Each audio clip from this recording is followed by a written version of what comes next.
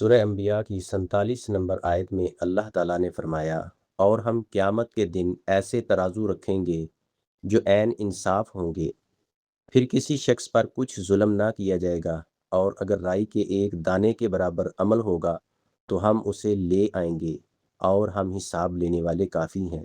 آیت کی تفسیر یہ ہے، قیامت کے دن اللہ تعالیٰ حقیقی میزان ترازو قائم کرے گا جس میں انسانوں کے اعمال کو بالکل ٹھیک ٹھیک تولا جائے گا۔ اس ترازو میں چھوٹے بڑے سب اعمال تولے جائیں گے، جس میں ذرا برابر بھی ظلم اور بے انصافی نہیں ہوگی، مکمل عدل و انصاف ہوگا۔ دنیا میں رشوت، تعلق، سفارش، دو نمبری سے فیصلے غلط ہو جاتے ہیں، سچ کو جھوٹ اور جھوٹ کو سچ بنا دیا جاتا ہے، لیکن قیامت کے دن ایسا کچھ بھی نہیں ہوگا، عین انصاف ہوگا۔ وہاں نہ کسی کی نیکی کم کی جائے گی اور نہ گناہ زیادہ کیا جائے گا۔ اللہ کو کسی گواہ کی ضرورت بھی نہیں ہوگی، وہ خود ہی مکمل حساب لے گا۔